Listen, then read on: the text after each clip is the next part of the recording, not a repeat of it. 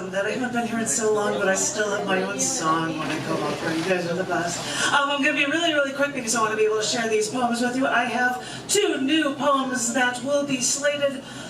They were written post-Roe v. Wade, about the same, and they are slated to go into the potential cyberwit.net 2023 book that is tentatively titled Testament. I'm just showing it to you. It's not done. It's not ready yet, but these are brand new poems from that.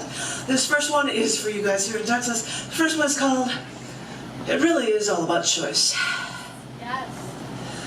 There are some who may argue that a fetus with no mouth to express their lack of emotion while inside a womb doesn't have a choice when a woman terminates a pregnancy. So, religiously infused legislators eliminate the choice of the woman, the adult, full-grown, voting woman, by giving that choice to something that isn't even born. Yeah. After Roe v. Wade was overturned, individuals gained their right choices back, as press polls indicated that parents with children going to colleges in states restricting women's rights are telling their children that they will not pay for them to continue school in a state so restrictive to women, to adult, full-grown, voting women.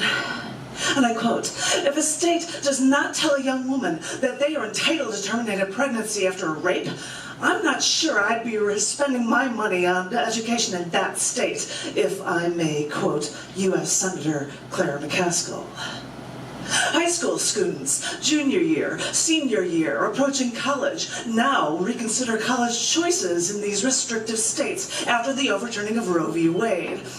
Quote, I would not consider going to a school in a state where abortion is against the law, is only one quoted teen. But she is not alone. But what about the women already in college, when sorority presidents even called this new abortion law just terrifying? But there may be a mischievous light at the end of the tunnel when even in Texas Tech University in Lubbock, a self-described sanctuary city for the unborn, where abortion is banned, students pass around sticks of gum in a freedom of speech zone with info on where to get medical abortion pills. Yes, it's come to this, making it look like you're sharing sticks of gum to get info about protecting women's rights. Which means it's come down to this. For those stuck in these situations, these adult, full-grown voting women may be able to vote for change, although I'm sure they'll escape the college states who's kidnapped their rights long before they see real change. What ripple effects will this overturning of women's rights cause? Will school choice change? Will voting choices change? Will population numbers literally change after some in government try to turn their country back to the Dark Ages? Religious people talk about seeing the light, but the repression they see is darkness for far too many women. Trust me, light they claim to see blinds them to equality for all living beings. Yeah!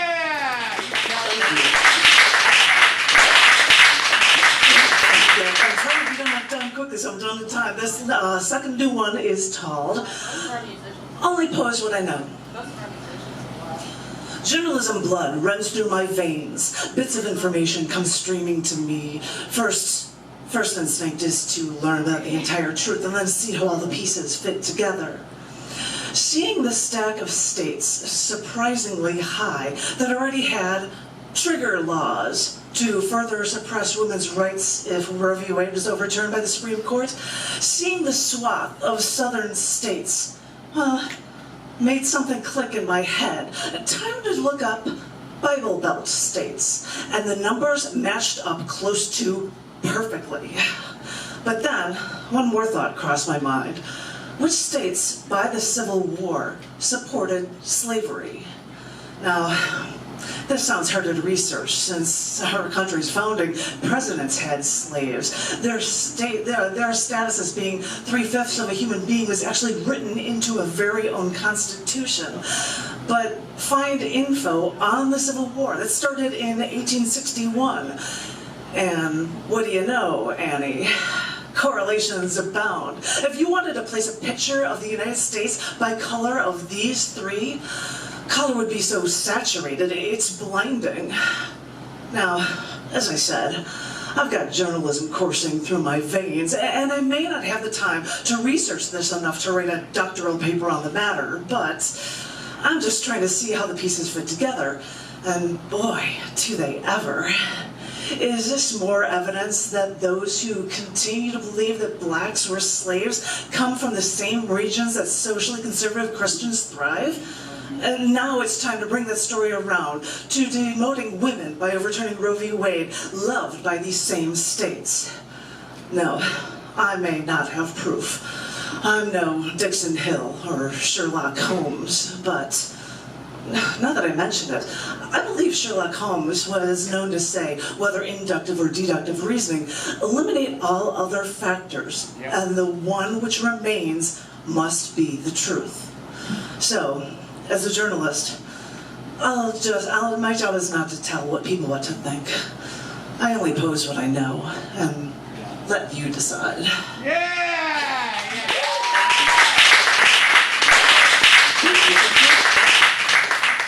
This March in Women's History Month, Cyberwit Press published this book of mine that is titled Shattering the Glass Ceiling, and it has poems and all sorts of things and translations. This book has translations, and I am going to open up, just so you can see it. I've got translations into Slovak. Wow. This poem as well. There's Farsi. I had a friend from Iran translate things into Farsi, which is so awesome. You have no idea. Now I'm just talking about it too much, because I'm going to share with you one poem that is in this book, and it is titled, Thank You, Women Who Work, 1. And this poem actually also, as I said, it has a Slovak translation, but it's in response to a letter from Pope John Paul II that was thanking women who work.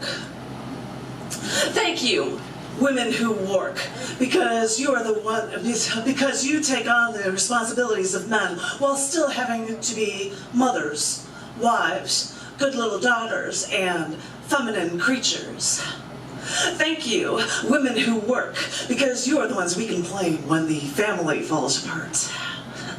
Thank you, women who work, because you make a point to do more than your fair share without being paid fairly, even though no man would do the same for you. Thank you, women who work, because you know that you'll just have to prove yourselves over and over and over again, and it's still not enough. So, keep up the good work, ladies. Oh yeah, oh yeah.